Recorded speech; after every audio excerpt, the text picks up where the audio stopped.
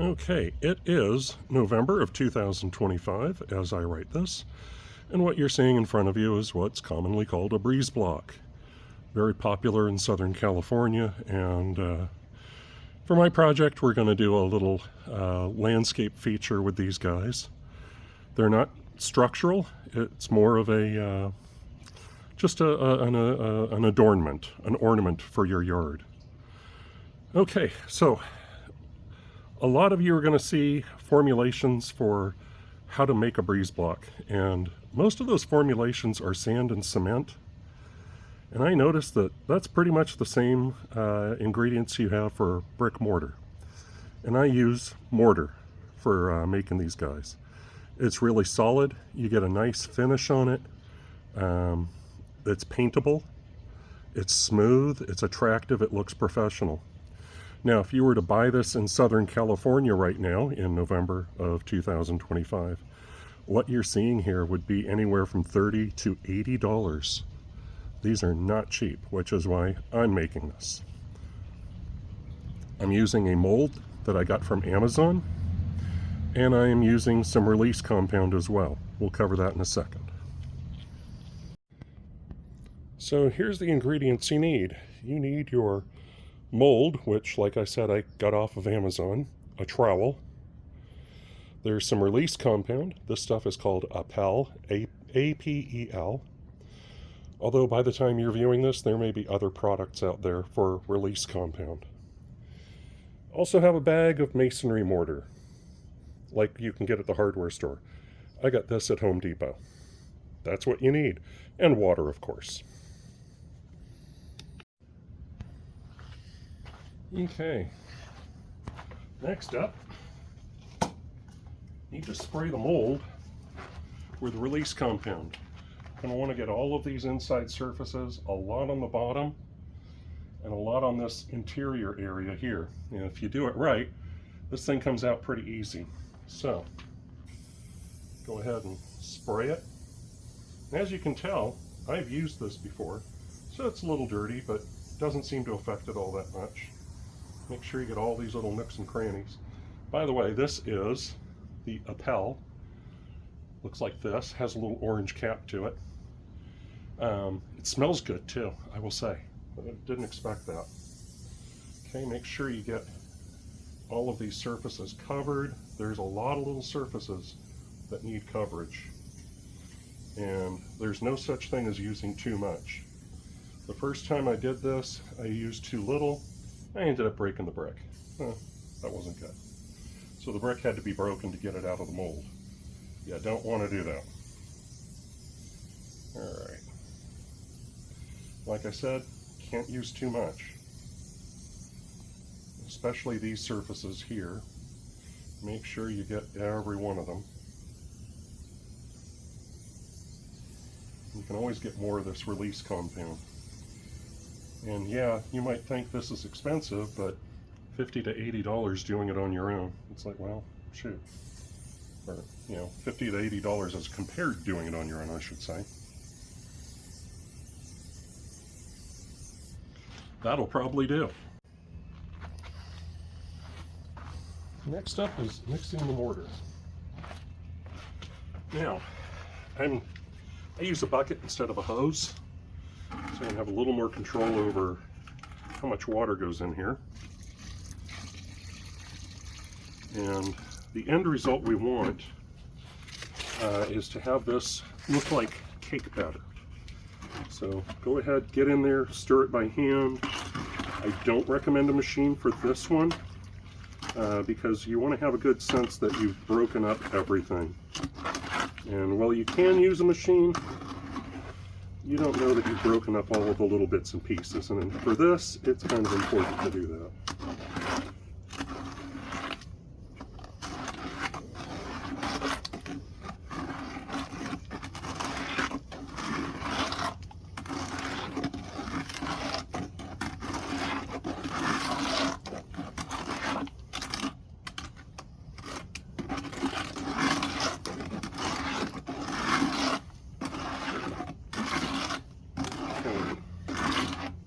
And right now, I'm going to show you, this is a little too runny. So I need to add a little more mortar here. And hang on, and I will do that.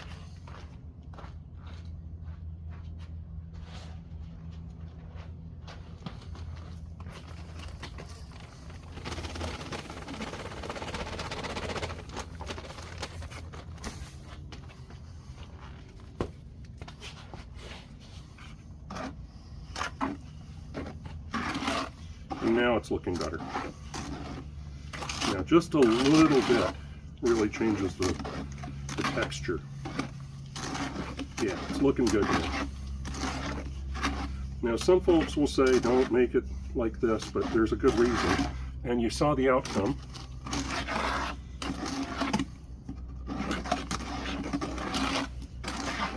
Okay, we're there now.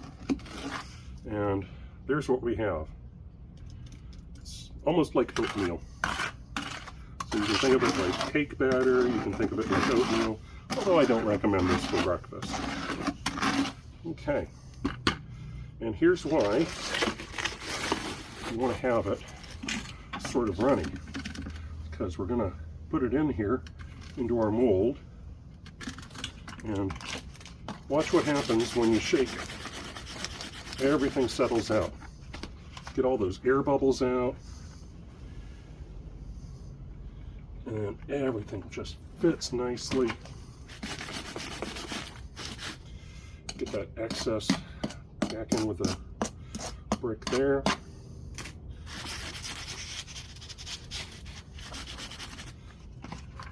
And we get the rest of it in here.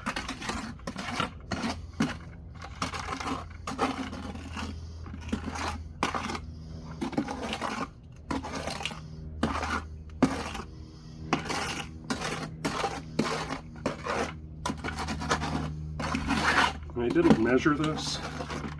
It might be a little short. Might be right on target, I don't know. Give it a little shake.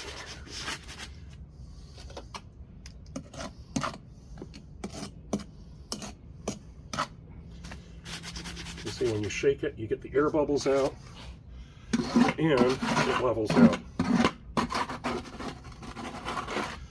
I'm going to make a little bit more mortar here.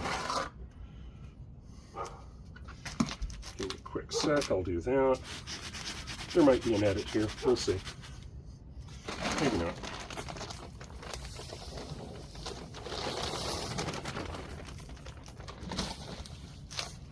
And you can see this is dusty. Some of you might want to use a mask so you're not breathing this in.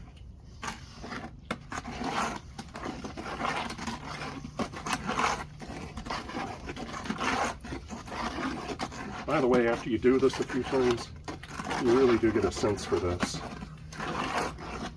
You know, like when it's too thin, when it's too thick.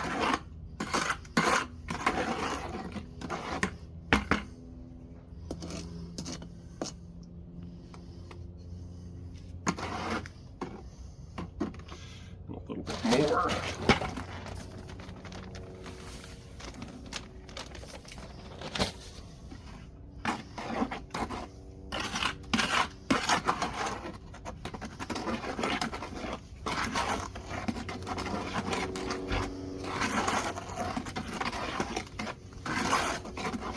Now it's looking good.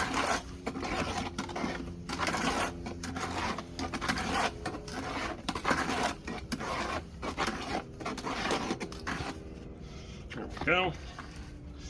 And we'll go ahead and finish this off. Be careful to give it a little shake to level everything out.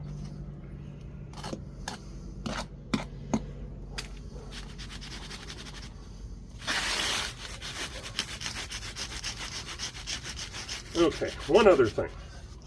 You might be tempted not to fill this all the way up. You do want to go all the way up on your thickness with your mold, because if you don't, you're going to have a weaker brick, and you don't want that.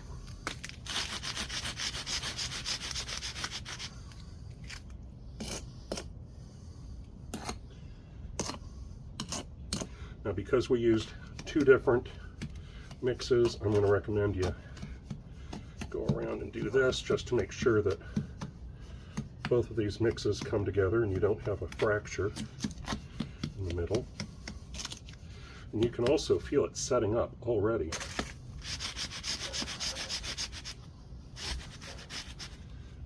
I'm going to put a skosh more in here.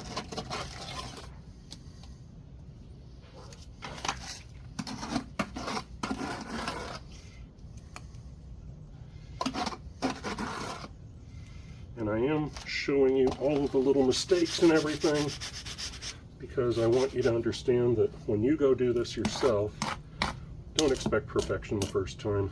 It's okay. This is a process. All right, there we are. So I'm a little bit below the full mark, which is okay because that's fine when I'm tapping it out. But now just let it sit for a good week and it'll be fine. And I gotta say, don't be tempted to pull it out earlier than that. It can fracture and come apart. Why do I know this? Okay. All right, well, there you go, folks. We got our brick made, and now in a week we'll come back and pull this out and see what we got.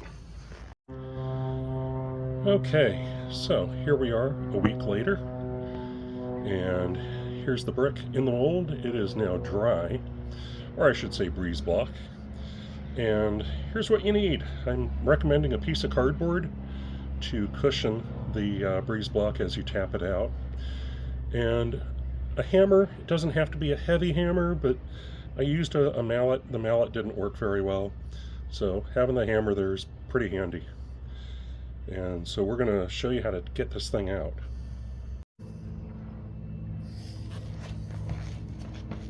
Alrighty.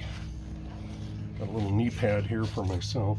So the first thing you're going to want to do is separate the edges, the extreme edges, and this is actually pretty easy.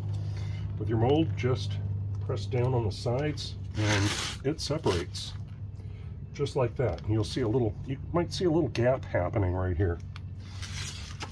Okay, then I'm going to recommend give this a soft little tap to get started. And we're breaking up some of the spillage that got on there when we were pouring the brick. You might hear that sound change a little bit, and that's a good thing. It means that things are separated. So hear that? Yeah, you can hear that hollow sound. That means it's separated. That's good news. Okay. Now we flip it over, and you're going to want to lightly tap. And this takes a while. Hear that? That means it's still connected. We want to hear a hollow sound. So you just go around patiently. Oh, hear that? It changed. That means it's coming loose. That's a good thing. Okay, this is working better than I expected, so if it doesn't work quite like this for you, that's okay. Yep, that's working out really well. Okay, so I've done this a few times, so don't get dispirited if it takes longer for you. Just be patient and just lightly tap until you get that hollow sound. And then give it a little shake, and you'll see it starting to come out here. And like I said, be patient. Wow, that was the easiest I've ever had it. Perfect for a video, don't you think? Okay. So that came out great. You can see the surface of this is just beautiful. And I'm calling this the front of the brick, or the block. And the back is a little rougher. So visually more appealing to have this side showing. And you're going to want to let this sit another week or two to dry. Because even though this is already set for a week, it's still drying. And it's going to take some time. The color will change from this gray to a white. And I'm going to show you that.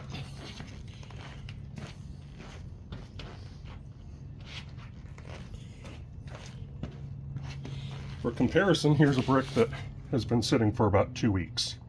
And you can see the color's a lot different. And there we go. You have now made a breeze block.